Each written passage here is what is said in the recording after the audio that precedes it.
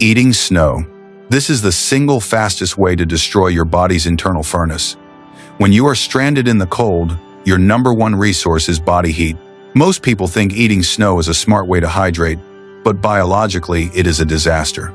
To turn solid ice into liquid water, your body has to undergo a thermodynamic process called a phase change. This requires a massive amount of caloric energy. You are effectively taking the little heat you have left in your core and dumping it onto a block of ice in your stomach. This drops your core temperature instantly, accelerating hypothermia and confusion. You will die of freezing long before you die of thirst. If you must drink it, you have to melt it externally first. Do not make your stomach the microwave. Number 2. Alcohol warms you up. We have all seen the cartoons of the street. Bernard dog carrying a barrel of brandy to rescue freezing hikers. If a dog actually brings you whiskey in a blizzard, that dog is trying to end you. Alcohol is a vasodilator, which means it causes your blood vessels to relax and widen.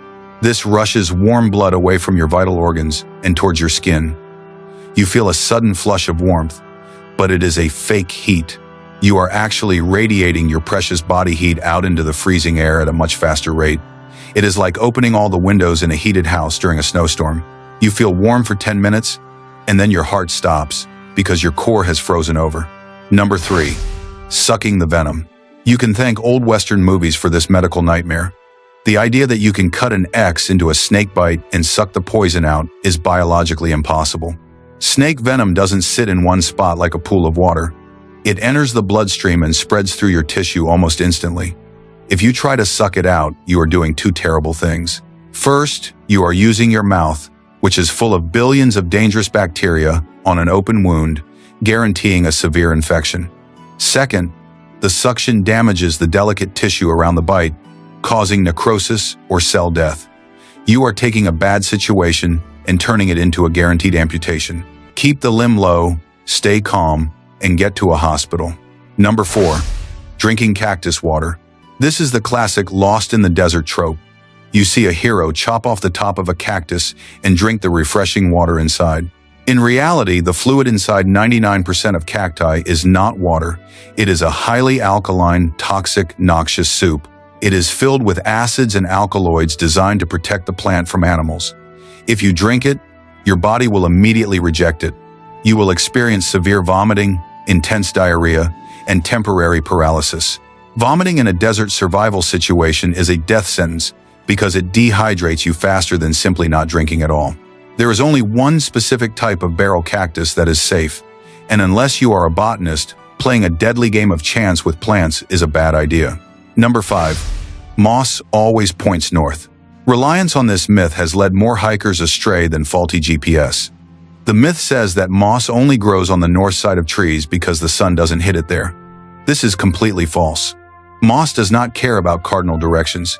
It cares about moisture and shade. If a tree is shaded by a cliff, another tree, or a hill, moss will grow on the south, east, or west side. In a dense forest, moss can grow on all sides of a tree, wrapping it completely. If you blindly follow the moss compass, you will likely walk in circles until you are exhausted. Learn to read the sun, carry a compass, or follow a watershed, but do not trust the fungus. Number 6. Punching a shark in the nose. This advice assumes you have the accuracy of a professional boxer while underwater, terrified, and fighting a prehistoric predator. The water resistance slows down the force of your punch significantly. More importantly, the shark's nose is a small moving target situated directly above a row of razor-sharp teeth. If you miss by even an inch, your hand is going straight into its mouth, and the fight is over. If you are actually being attacked, you should go for the eyes or the gills. These are highly sensitive areas that can cause the shark pain and discomfort. But let's be honest, if you are in a hand-to-hand combat scenario with a great white, your odds are already 0. Number 7. Play dead for bears. This advice is dangerous because it is incomplete. It depends entirely on the color of the bear. If you are facing a brown bear or a grizzly that is attacking defensively, playing dead and protecting your neck is the correct move. However, if you try this with a black bear, you are just serving yourself up as dinner. Black bears are often scavengers and opportunistic feeders. If you lie down and play dead, a black bear will assume you are an easy carcass and will start eating you. With black bears, you must make yourself huge, scream, throw rocks, and fight back with everything you have. Knowing the difference between the species is the difference between surviving and becoming a statistic. Number 8. You can outrun a bear. Human beings are arrogant about their athleticism. You might think that with enough adrenaline, you can sprint to safety. You can't. The fastest human in history, Usain Bolt, runs about 27 miles per hour. A grizzly bear can run 35 miles per hour. They can outrun a racehorse in a short sprint, and they can keep that pace up through dense brush and up hills. If you run, you trigger their predatory chase instinct. It makes you look like prey. The moment you turn your back and run, the bear switches from curious to hunting. Stand your ground, back away slowly, and use bear spray. Never, ever turn your back on an apex predator. Number 9. Rationing your water. This is a psychological trap that kills people. Search and rescue teams frequently find bodies in the desert with half-full canteens of water right next to them. These people were saving it for later or waiting until they were really thirsty. If you are in a survival situation, your body is the only storage tank that matters. Dehydration clouds your judgment, makes you clumsy, and causes you to make bad decisions that get you killed. A hydrated brain is your best survival tool. If you have water, drink it. It does you absolutely no good sloshing around in a plastic bottle while you die of heat stroke a few feet away. Number 10. Rubbing frostbitten skin. When your fingers go white and numb, your natural instinct is to rub them vigorously to generate friction and heat. This is horrifyingly destructive. Frostbite means that microscopic ice crystals have formed inside the cells of your skin and tissue. Imagine those crystals are like tiny shards of glass. When you rub frostbitten skin, you are grinding those shards into the surrounding tissue, shredding your cells from the inside out. This turns a mild case of frostbite into permanent tissue damage and gangrene. You need to warm the area with gentle, ambient heat, like warm water or armpits, never friction. You are trying to melt the ice, not grind the meat. Number 11. The space blanket myth. You see these in every cheap survival kit. Those shiny, crinkly silver sheets. People think they are magic heaters. They are not. Mylar blankets work by reflecting your body heat back to you, which is great, but they have zero insulation value. If you wrap yourself in a space blanket and lie directly on the frozen ground, the cold earth will suck the heat right out of your body through a process called conduction. The blanket does nothing to stop that. You will freeze to death wrapped in foil like a baked potato. You must put insulation between you and the ground, pine boughs, leaves, or a backpack before the blanket can do its job. Number 12. Drinking urine. Bear Grylls made a career out of this, but he had a camera crew and a medical team. You don't. Urine is your body's liquid waste. It is full of dissolved salts, urea, and toxins that your kidneys work very hard to filter out of your blood. If you drink it, you are putting those toxins right back into your system. Your kidneys then have to use your remaining body water to process those toxins a second time. This creates a feedback loop that accelerates dehydration and can lead to kidney failure. In a survival situation, you can use urine to dampen a cloth to cool your neck, but do not drink it. Number 13. Building a roof first. If you are lost in the woods as the sun is setting, your first instinct is to build a teepee or a roof over your head. This is wrong. The night sky won't kill you, but the ground will. The earth is a massive heat sink that will drain your body warmth 30 times faster than the air will. You can survive a night being rained on, but you cannot survive a night sleeping on frozen dirt. Your first priority is to build a bed, a thick pile of leaves, pine needles, or branches at least 6 inches high to lift you off the ground. Build the mattress first. Worry about the roof if you have extra time. Number 14. You need food immediately. Modern society has conditioned us to panic if we miss lunch. This leads lost hikers to waste precious energy hunting squirrels or searching for berries. The truth is, the human body is incredibly resilient. You can survive for 3 weeks without food. You will die in 3 days without water and 3 hours without shelter in extreme weather. Food should be the absolute last thing on your priority list. Every calorie you burn trying to catch a rabbit is a calorie you needed to keep your body warm. Ignore the hunger pangs. Focus on water, fire, and shelter. You can be hungry and alive or full and dead. Number 15. The lean-to shelter. Movies love the lean-to shelter because it's open and allows the camera to see the actor. In reality, it is one of the worst shelters you can build in cold weather. Because it has 3 open sides, it allows wind and rain to whip right through. Unless you have a massive fire reflecting heat directly into the shelter, a lean-to offers almost no thermal retention. It is basically just a windbreak. If you need to survive a freezing night, you need a debris hut, essentially a sleeping bag made of leaves and sticks that encloses your body completely. Don't build a house, build a cocoon. The goal is to trap heat, not let it blow away. Number 16. Rubbing 2 sticks together. This is the quintessential survival image. The castaway frantically rubbing sticks to make a fire. While friction fire is possible, it is incredibly difficult, physically exhausting, and requires very specific types of dry wood that you likely won't find in a rainstorm. Trying this method burns a massive amount of calories and, more importantly, makes you sweat. In a freezing survival situation, sweat is your enemy because it freezes against your skin. Relying on this primitive skill is a recipe for hypothermia. You are not a caveman. The smartest survival tool is not a stick. It is a cheap Bic lighter or stormproof matches kept in a waterproof bag. Cheat. Cheating keeps you warm. Fair play leaves you freezing in the dark. Number 17.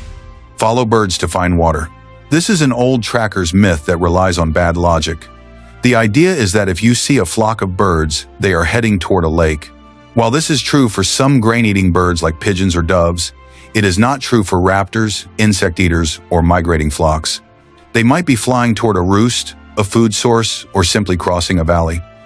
Furthermore, birds can fly over obstacles that you cannot cross, like 500-foot cliffs or raging canyons. Staring at the sky while hiking through rough terrain is a fantastic way to break an ankle or walk off a ledge. Keep your eyes on the ground. Look for animal tracks or downhill slopes, not the sky. Number 18. Boiling water removes everything. Boiling water is essential, but it is not a magic cure-all. Bringing water to a rolling boil will kill biological threats like bacteria, viruses, and parasites like Giardia. However, boiling does absolutely nothing to remove physical contaminants or chemicals. If you take water from a stagnant puddle filled with mud, heavy metals, or agricultural runoff, pesticides, boiling it just gives you hot mud and hot poison. The heat concentrates the chemicals as the water evaporates. You must filter the water first through a shirt, a sock, or layers of sand and charcoal to remove the physical crud before you boil it. Sterilizing the water doesn't matter if the sediment destroys your kidneys. Number 19. Pulling out the arrow.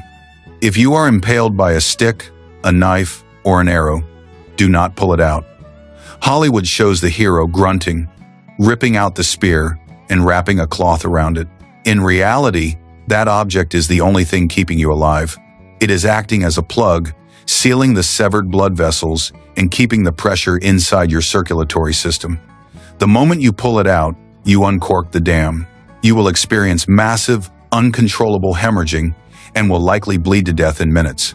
Leave the object in place, stabilize it with bandages so it doesn't wiggle, and let a surgeon with clamps and blood bags remove it in a controlled environment. Number 20. Tourniquets mean amputation. For decades, first aid classes taught that if you apply a tourniquet, the patient will lose that limb due to lack of blood flow. This scared people away from using them. Modern combat medicine has proven this wrong. A properly applied tourniquet can remain on a limb for several hours with little risk of permanent nerve or tissue damage. The real danger is taking it off. Once a tourniquet is applied, toxins and potassium build up in the dead limb. If you release it, those toxins rush to the heart, reperfusion injury, causing cardiac arrest. If you put it on, it stays on until you are in an emergency room. Never loosen it to check the wound. Number 21. Stand in a doorway during an earthquake. This advice is a relic from the 1800s when California was built with adobe mud bricks. In those old houses, the wooden door frame was the only reinforced part of the structure. In a modern building, the doorway is no stronger than the rest of the wall. In fact, standing there makes you a target. The door can swing violently during the tremors, crushing your fingers or breaking your ribs. Modern safety protocols are clear. Drop, cover, and hold on. Get under a sturdy table or desk to protect yourself from falling ceiling tiles and glass.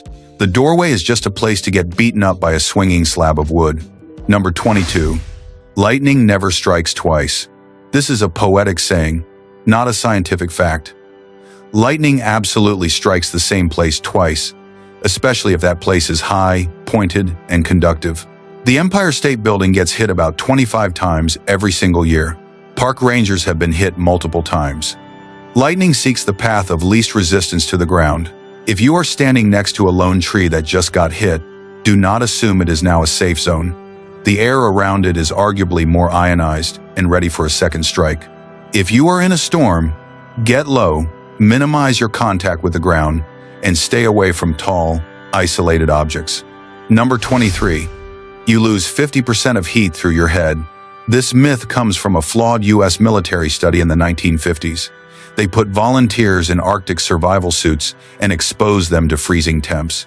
The only part of their body that wasn't covered by the suit was their head, so naturally, that is where the heat escaped. They concluded, you lose most heat through your head.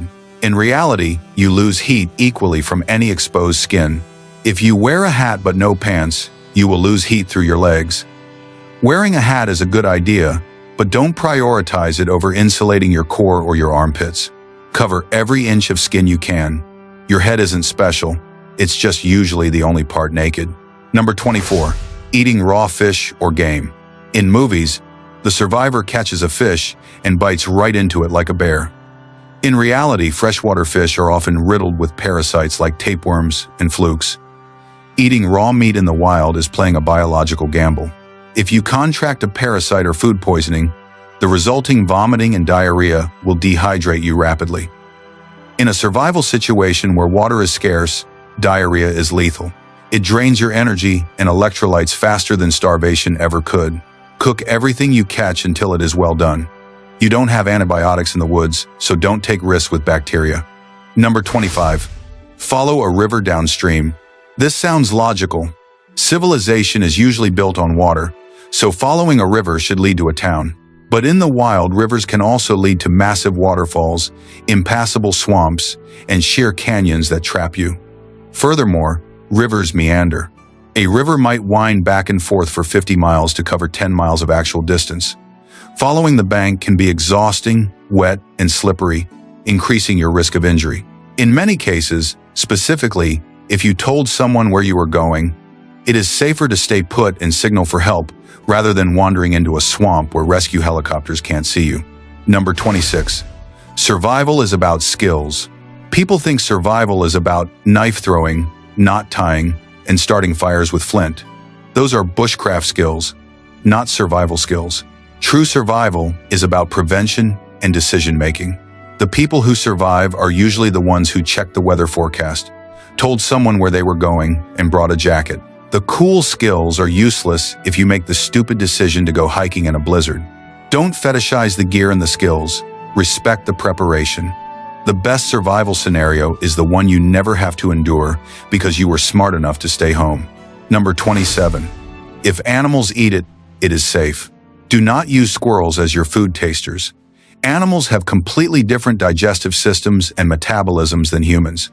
Squirrels can eat mushrooms that are fatal to humans. Birds can eat berries, like poison ivy berries, that will cause your throat to swell shut. Some rodents can even process small amounts of strychnine. Just because a deer is eating a leaf doesn't mean you can make a salad out of it. Unless you can 100% identify a plant as edible, do not put it in your mouth. Starvation takes weeks, poisoning takes hours. Number 28. Swim parallel to the shore. This is the standard advice for escaping a rip current, and it is mostly correct, but it needs a tweak. Not all rip currents flow straight out to sea, some flow diagonally. If you swim parallel and feel like you are fighting the current, you are just exhausting yourself. The better advice is to swim toward the breaking waves. Rip currents usually happen in the calm channels between waves. If you swim into the white water, the waves will actually push you back toward the shore. Don't fight the ocean.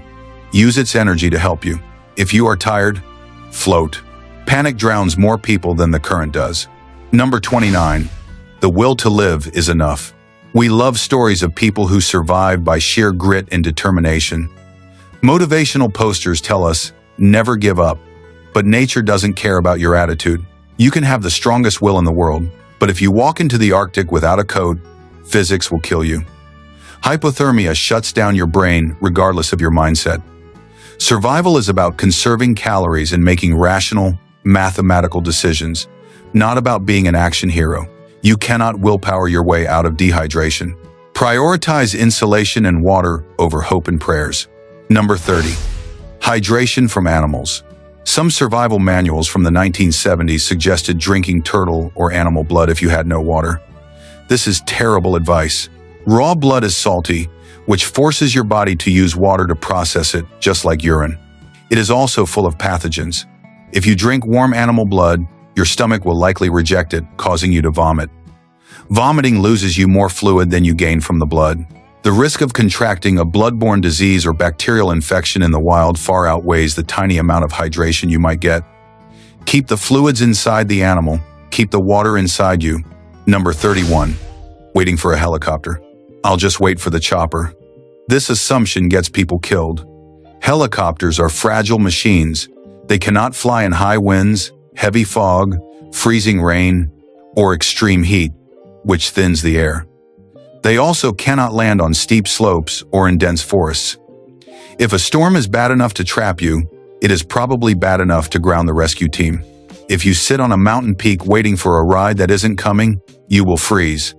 You need to be prepared to self-rescue or survive for days until the weather clears. You are your own primary rescuer. Number 32. Building a fire in a cave. Finding a cave feels like hitting the jackpot, but lighting a fire inside can turn it into a tomb. First, if the rocks contain moisture, the heat from the fire can cause the water inside the stone to expand rapidly, causing the rocks to explode like grenades. Second, ventilation. Without a proper chimney, smoke and carbon monoxide will pool at the ceiling and slowly lower as you sleep. You might go to sleep warm and simply never wake up. If you use a cave, build the fire outside the entrance and use a reflector wall to bounce the heat in. Don't gas yourself. Number 33. The universal edibility test. Some guides teach a complex process of testing plants. Rub it on your skin, wait 15 minutes. Rub it on your lip, wait 15 minutes. Chew and spit, wait 15 minutes. This takes hours. In a true survival situation, the handful of calories you get from some random leaves is not worth the time or the risk of anaphylactic shock. If you have an allergic reaction and your throat closes up, you die. If you don't know what it is, don't eat it. Focus your energy on water and shelter. You can skip lunch. You can't skip breathing. Number 34. If you are cold, keep moving. This advice works until it kills you. Yes, moving generates heat, but moving also makes you sweat. In sub-zero temperatures, sweat is a death sentence. It soaks your base layers, destroying their insulation value. Once you stop moving to sleep, that wet clothing will freeze against your skin, and you will become hypothermic in minutes. The goal is to be comfortably cool, not hot. If you feel yourself starting to sweat, stop immediately. Take off a layer or slow down. You need to preserve your dry clothes at all costs. Number 35. Bamboo water. In the jungle, you might find water trapped inside bamboo stalks. It looks clean, but be careful. Bamboo often contains fine silica hairs and toxins on the inside. Drinking it straight can tear up your throat and cause severe gastric distress. If you must drink it, strain it through a dense cloth or a charcoal filter first. Slashing through the jungle drinking random fluids is a great way to destroy your stomach lining when you need it most. Number 36. Wolves attack humans. We have been taught to fear the big bad wolf since childhood. In reality, healthy wild wolves in North America almost never attack humans. There have been fewer than a dozen fatal attacks in the last century. You are statistically more likely to be killed by a cow, a domestic dog, or a deer through a car accident. Don't waste your energy building a fortress against wolves.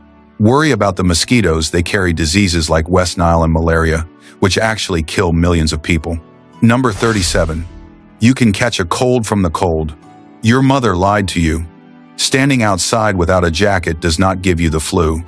Influenza and the common cold are caused by viruses. not temperature.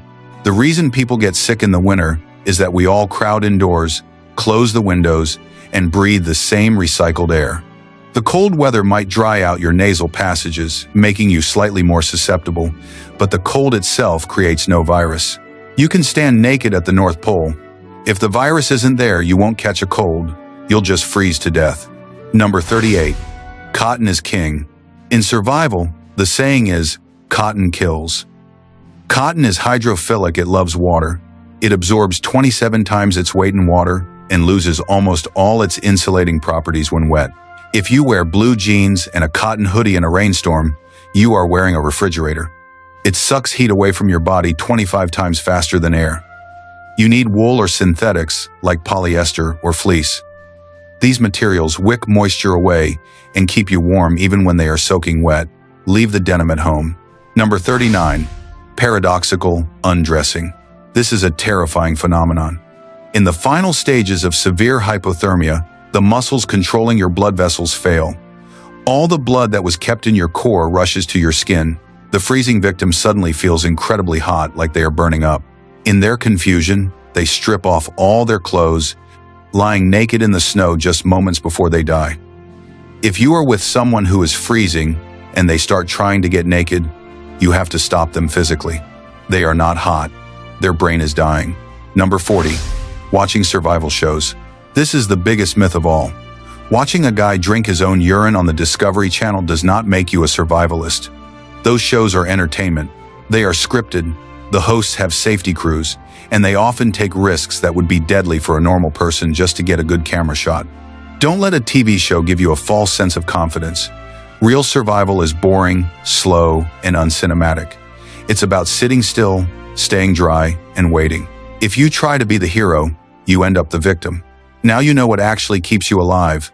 If you want to survive the YouTube algorithm, hit that subscribe button and ring the bell so you don't miss our next deep dive into the lies of history. If you want to see us dismantle the myths of World War II, let me know in the comments below. Stay warm, stay dry, and stop drinking cactus water.